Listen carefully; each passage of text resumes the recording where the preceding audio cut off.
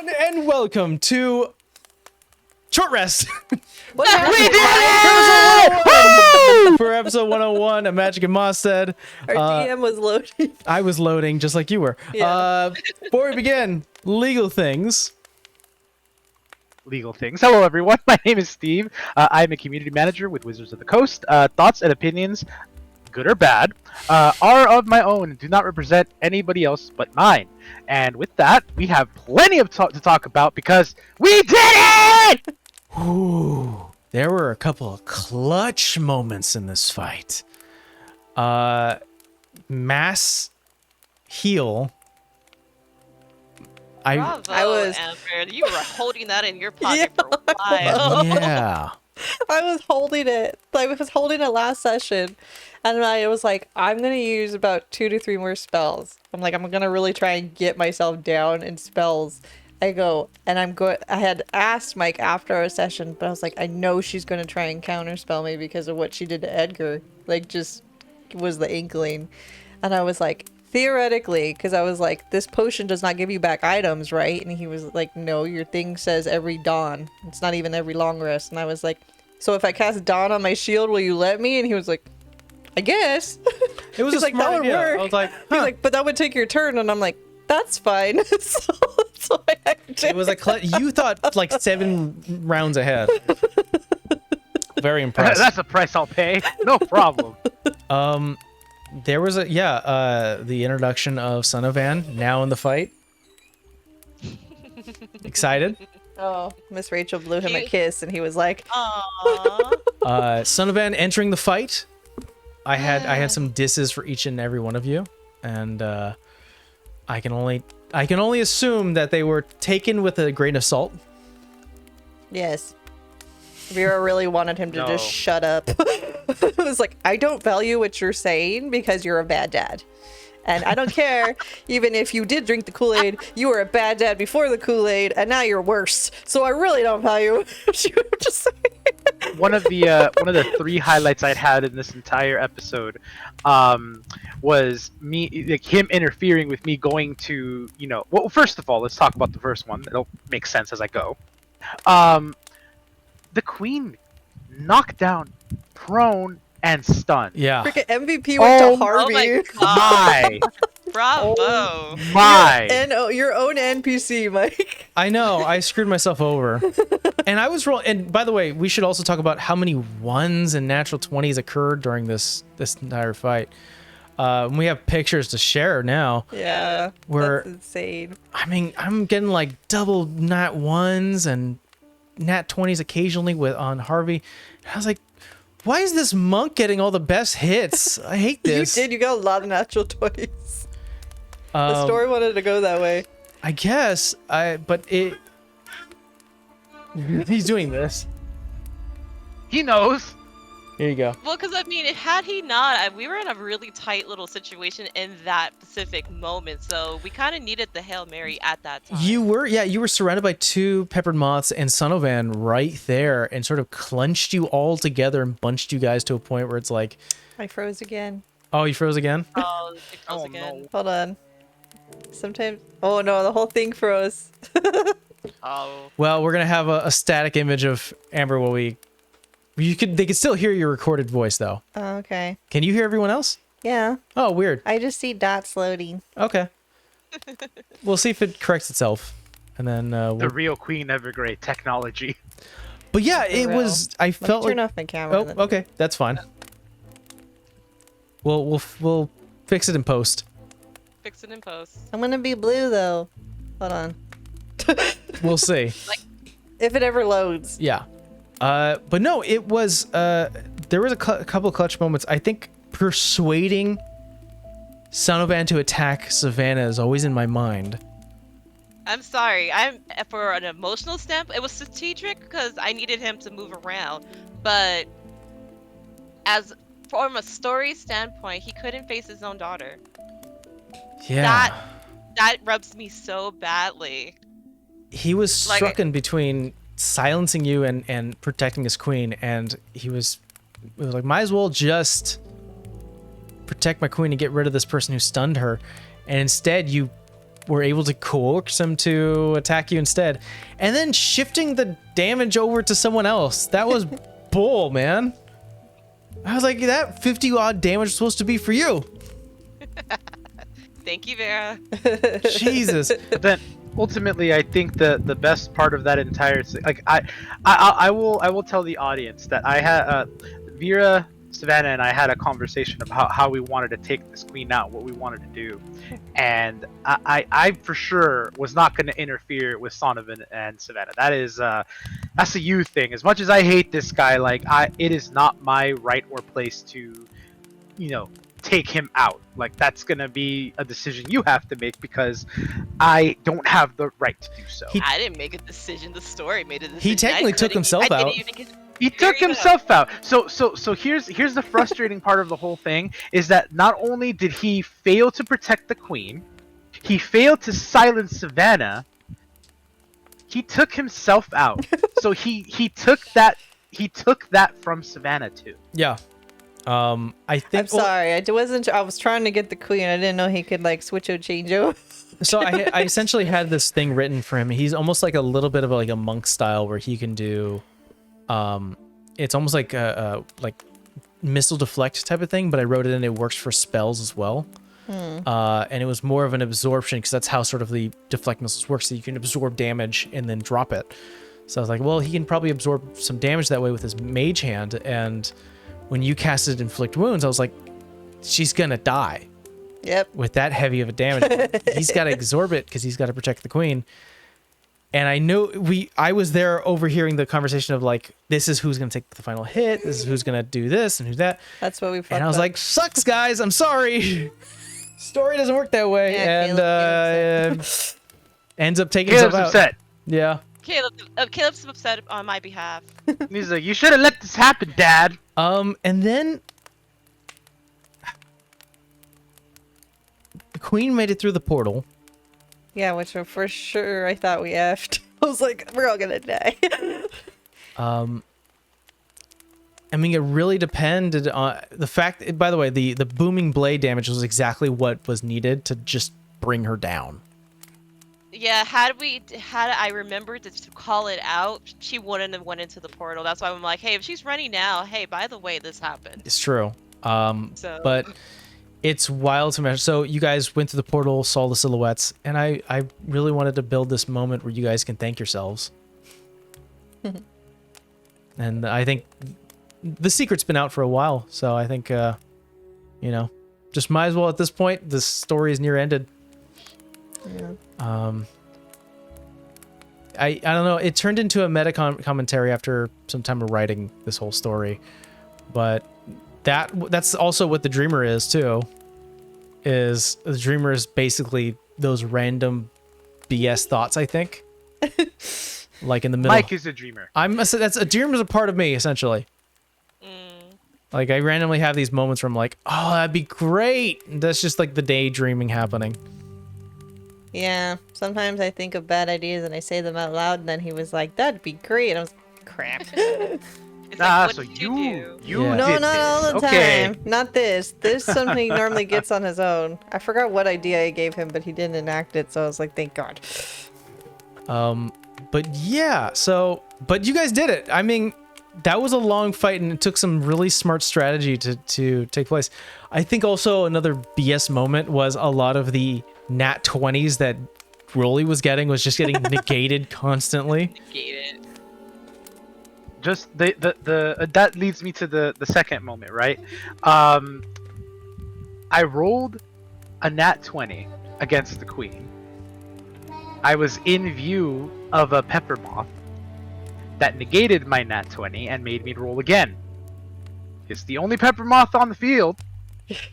And you got another nat 20. And I got another nat 20, baby! How you got it, and I was literally asking Mike going, so if he gets another one, he can't negate it twice, No, right? So the funny thing is pepper moths are an altered homebrew creature built on the actual like Mothman legend. I figured by the art you chose. Yeah. And so I guess they were labeled as like bringers of calamity, so a lot of negative things happen around them, the things that they can see. So, and the way that translated to like D&D was like nat 20s have to be re-rolled, and you get a nat fail on a 1 and 2. So it was one of the things where it's like, of course she would have this around her. Because she's also studied you guys and knows that crits are scary around all of you. Well, the 1d20 I actually got was for the counterspell on the mass heal. So I was like, okay, well, if anybody needed a good timing, this would be it. I had a crit for a sneak attack. 20 fucking dice. That was insane. immense. That was incredible. I think you had like 70 damage or some 60? I think it was like 61, I think. 61 points of damage in one hit. Jesus. Also, I love the fact that Rolly was like, I'm taking this advantage. And was like, I'm gonna go get the queen right now. We were like, never mind this stupid thing, go. I literally just she started chanting within the sphere, or I guess within the circle, and I said, no, you're not going to get your way. So instead of taking that open attack, I thought that the best thing I could possibly do was to just move her out of the circle, and just if any damage came my way, just take it, because I mean it's worth it. As long as she's not in the circle chanting, she will never cast this thing. And then I closed my eyes and I don't know what happened. Reality shunt. Yeah, so there was some slight ability she had to remove the tethers between you and your characters, which is why I had to ask you to step away. I also like the imagery of Steve, you walking away and then coming back and going, "What the hell happened here?" So, tell me, Mike, where did I go? I mean, you walked off to get a quesadilla, didn't you, or something like that? Oh my God! How did you know? Stop weaving these lies! Stop it! I'm scared. So it's funny in story when that thread was cut between you and your character, your silhouette woke up, and essentially within that white void, your silhouette woke up and was like, "Well, what the hell happened? I guess I'll make myself a quesadilla." Decided to leave. World Well, ending. let me I'm gonna weave need to that get some into food. existence real quick. Just doing a little weaving of threads here. Ah, look at that! A quesadilla. I've always wanted these. Yeah. And Oh wait. I feel like I should go back now. essentially, and it's like, can I go back now? And then the other silhouette going, yeah, you can. Okay, great. Going back down, controlling the character. Well, that just makes mine sound sad because I just went and sat in the dark room with the AC. Yeah, your silhouette just decided to have a sad moment. I think because the silhouette thought it was going to die. Because I'm all like, in my head, I'm all like, it was probably the not wise move to get Vera's body, but I couldn't justify just letting her fall off the cliff. By the way, that was another thing. I'm not sure if you heard it, Amber, but yeah, no, when you I couldn't hear you. You didn't? No, I couldn't hear you. That's why I went in there. When you went unconscious, you were hanging from the cliff or from the edge. Oh, your body yeah. dropped. And So, No, thank you. I didn't want to die. Harvey had to go save you. Of course he did. yeah, my option was Harvey could go after the queen or save you, and I'm just like, okay, I should probably pick the queen, but I'm like, no, go save her.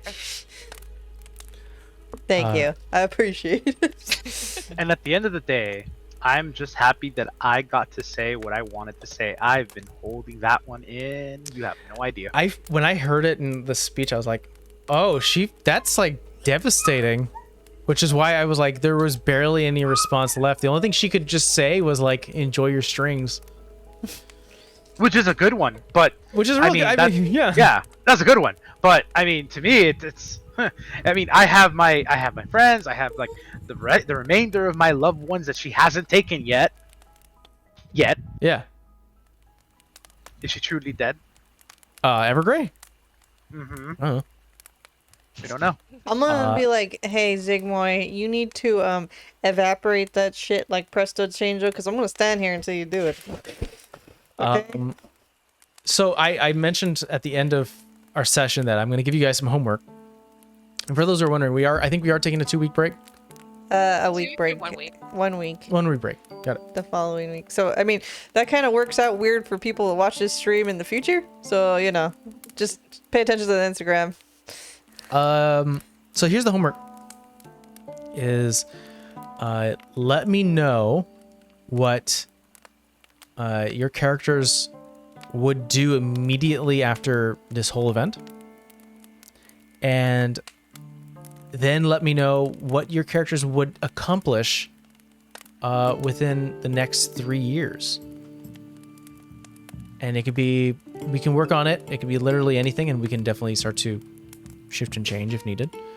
But we're going to skip ahead a little bit in 3 years, and we're going to sort of peek in to see what occurred during those moments. And there will be moments where you guys all meet up. So it's not like you guys are fully disconnected from each other. Occasionally you will meet up and talk and reconnect and maybe serve a purpose for another like discussion or RP moment. But in 3 years, what happens to Vera? In 3 years, what happens to Rolly? And in 3 years, what happens to Savannah? And I will leave the keys and, with you guys. I mean, if you don't mind, there is at least one portion of that I can answer for you right now. So, following the events of today's episode, as I said, I'm going to go find my loved ones, just relax for a night, just have everyone that I know and love be safe. At which point, Rolly is going to make good on his promise. Rolly will begin to travel, to go to different places, different locations, meet with people, anything he can. Going to libraries, looking up books that might talk about the Evergrey Empire, anything he can possibly get his hands on that has her name on it, and will promptly remove it from existence. This will be not necessarily something I need to do on my own. It is an open call to anyone who'd like to join me, whether you're a fighter or not. This definitely will be, I can imagine, not being a super easy task, because I'm sure there's some archivists who are going to be like, no, you can't destroy history. There will be shenanigans. Yeah. I promise you that. It's not going to be straightforward. No, might be a lifetime pursuit. But I'm sure we're going to have it, and just to let you guys know, there will be moments where you guys meet up again. So probably in the middle of your pursuit within those 3 years, it's like, oh, my friends are calling. Let's go meet up. Mm-hmm. But you still have a goal, you still have a mission, so it's still ongoing always. But yeah, so think, where do we find your characters after 3 years? And if there's something you want to do in between that 3 year span and jump, let me know. And we'll see what we can do. And then we'll find out what you guys do immediately after this fight. Caleb. Oh, it's a cow. Yeah, it's a bow wow. No! Why is there blood on the floor? That's What? mud. Oh, it's mud. Oh my god, don't say that when you're looking at the child. Oh no, I'm looking at Miss Rachel. There's like a Oh, mud thing, God. and it looks. There's mud with a pig in it. Mike's just colorblind. I'll take a picture of it and I'll share it with you. It looks red. Brown, dude. You get those eyes checked. That sounds like a poll that's coming up. Yeah. Have I lost my mind yet?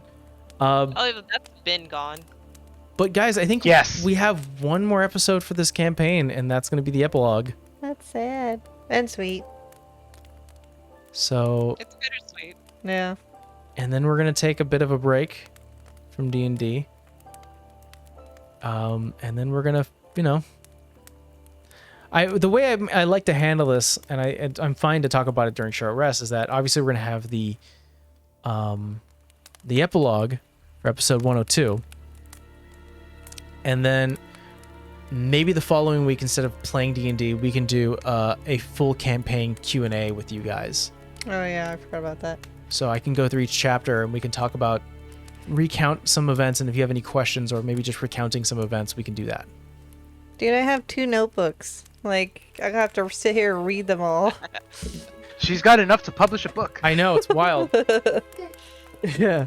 But yeah, so with all that said and done, thank you so much for joining us for Short Rest for episode 101. Yeah. Jeez. Already lost my mind. We didn't die. You didn't die. You did it. Queen Evergrey's gone. Down!